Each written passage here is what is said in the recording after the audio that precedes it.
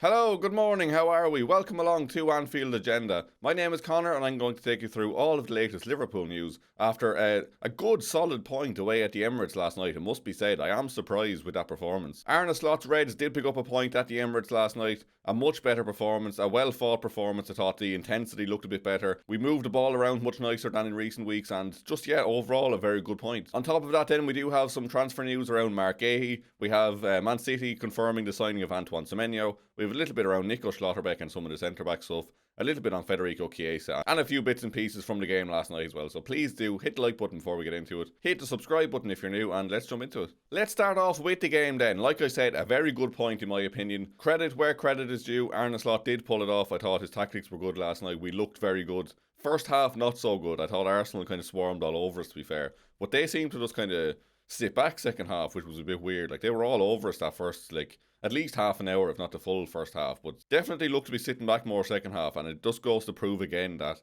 Mikel Arteta is just terrified of us. He just plays to not lose, doesn't play to win. That's 180 minutes this season now. He's just come and just not really attacked us too much. We are recording the podcast later on today and I'm sure we'll go in more depth on the game then, so I'm not going to go through too much now, but highlights of that game, I thought Alexis McAllister looked a lot better. Milos Kerkez had a solid performance at left back.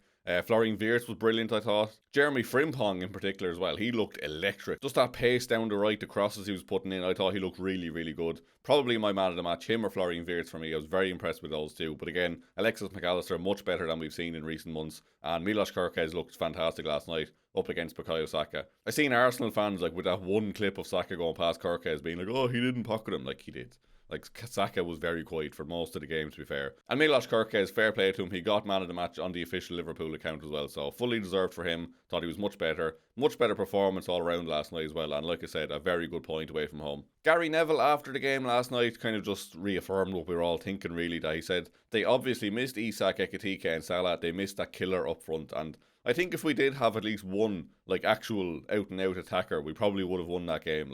Fair play to Gakpo, he done a shift up front. Florian Wirtz was through the middle as well at some points, but if you do have a killer like an Isak or an Ekitike up front in that game, I think we probably do poach a goal. And we could have won it. We could have easily won that game if we'd created a few more chances and had someone like that up front as well. So, like I said, good performance. But yeah, that killer instinct was just lacking a little bit. One of the big talking points then of last night was the fact that Conor Bradley went off injured in the dying moments of the game. And Gabriel Martinelli, you are a fucking scumbag. I know he's apologised and I'll read it out in a minute, but my God.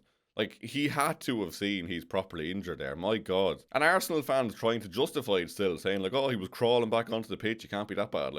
He was writhing around in agony on the side of the pitch, just piss off. It's just, there's no excuse for that. Look, I'm sure Martinelli didn't realise that he was that injured, but how? How did he not realise? He could see it in his face, he could see it in his movements. He was absolutely in bits there, and he's still trying to fucking shove him off the pitch. It's despicable. But Martinelli did take to Instagram with this apology. He said, Conor and I have messaged and I've already apologised to him. I really didn't understand he was seriously injured in the heat of the moment. I want to say I'm deeply sorry for reacting. Sending Conor all my best again for a quick recovery. You can apologise all you want. It's still despicable.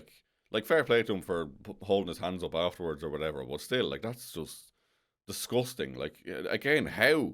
How does he look at him on the ground there in that much pain and think not, he's faking it, I'm going to shove him over, just piss off. Gary Neville on that incident had this to say. He said, he's been stretchered off Conor Bradley and it's a sad sight because he's had injuries before. I'm absolutely fuming with Gabriel Martinelli. I don't know how the Liverpool players didn't go over to him and whack him and take a red card. It's absolutely disgraceful. I was fully expecting Ibrahim Konate or Dominic Szoboszlai. I think those two were kind of at the incident. I was expecting one of them to just go over and just straight into the nose. It looked like it was heading that way. Probably for the best they didn't do that, but it would have been a lot of restraint shown not to do something in that situation because, again, that was just disgraceful. Arne Slot speaking on the injury then, he said, I am afraid another injury has come up today. Let's hope for the best, but I fear the worst for Conor Bradley. And he was pictured, I was going to say walking, but he was on crutches with a knee brace coming out of the Emirates afterwards. So hopefully we hear some good news. I'm not too optimistic. It did look bad. Hopefully not the worst case scenario, but it's hard to look at that situation and be optimistic about, in all honesty. I think if he's back within 4 or 5 months, that's probably a good return here. It doesn't look good. It could be an ACL, I'm not saying it is, but that's probably what everyone's thinking, really, to be fair. So we will keep you up to date if there is news on that, but I'm sure he will have his scans and stuff today. But yeah, just really hope it's not that, but again, that's what everyone is fearing at the minute, so hopefully not that, but yeah. Ugh. Fingers crossed. Slot continued then to speak about the game. He said, normally when we have 60 or 70% ball possession, people say we are boring. Now it's, wow, what a performance. This is how we are. Yes, we did really well, but for me, it was not that much different to Leeds home or Fulham away, but people are annoyed. Like, Arna, please, just take the win here. Take the small wins. Like, people are happy with the performance. Don't start giving out to people about being happy, please. Just take the small win here.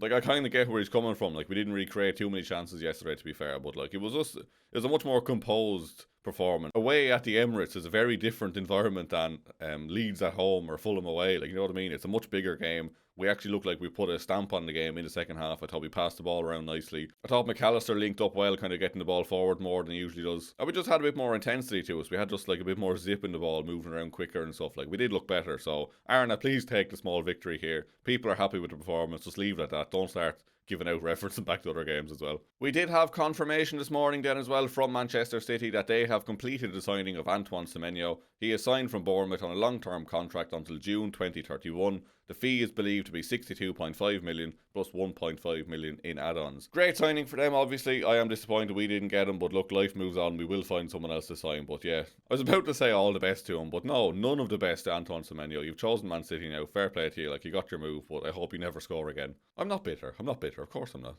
Some other transfer news then. So Mark GUEHI, long been linked with us, of course. We nearly signed him in the summer. Man City have been linked with him in a move for this month. But yesterday evening, David Ornstein came out with this. Arsenal retain long-held Mark GUEHI interest, most likely as summer option.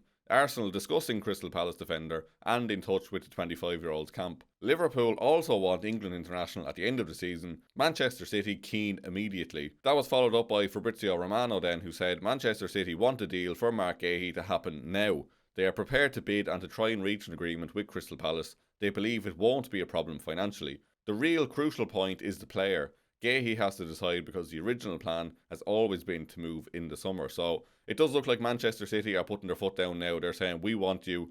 We're going to put the money in. We're going to get Mark GUEHI.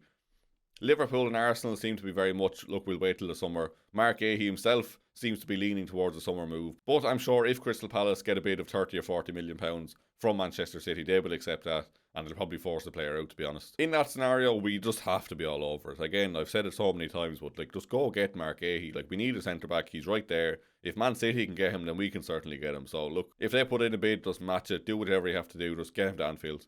How many centre-backs do Arsenal lead, by the way? Like, come on, did not have about 8 in the squad already? They had 4 on the pitch last night, for God's sake. Just stop taking centre-backs, Arsenal. You can't just hoard centre-backs off everyone else. Please, like, leave some defending for the rest of us, for God's sake. Another piece here on centre-backs. This is coming from Sport Bild in Germany, who say that Real Madrid are stepping up their interest in Borussia Dortmund and Germany centre-back Nico Schlotterbeck because France defender Deo Upamecano is now expected to sign a contract extension at Bayern Munich. They will also continue to be in the hunt for Mark GUEHI if he doesn't sign for another team in January and then becomes available on a free transfer in the summer. So we can add Real Madrid to the list then of people waiting for the summer as well. Just go get him now. Just don't wait. Just put in the money. Go get him before everyone else. Don't let him join Madrid. Don't let him join City. Don't let him join Arsenal. Just come. Come, Mark. Come on, please.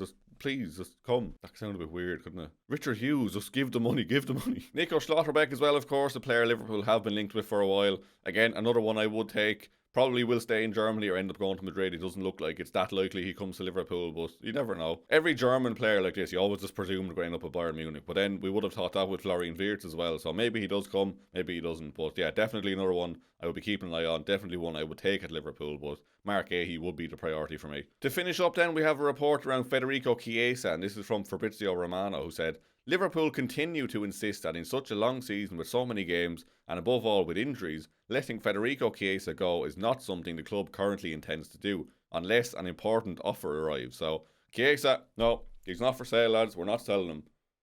Unless he gives a few quid. Like, that's pretty much where this is at now. It's just, we're not letting him go, no, but if he gives us loads of money, we might consider it. Liverpool are insisting on a permanent deal or an obligation to buy. Juventus want to do a loan, but are evaluating the possibility of proposing something more creative, perhaps including an obligation tied to certain conditions. Now, where have we seen that before? That worked tremendously with us for Harvey Elliott to Aston Villa. It worked out great for us and for him, really. There was no downsides to that deal, was there at all? No.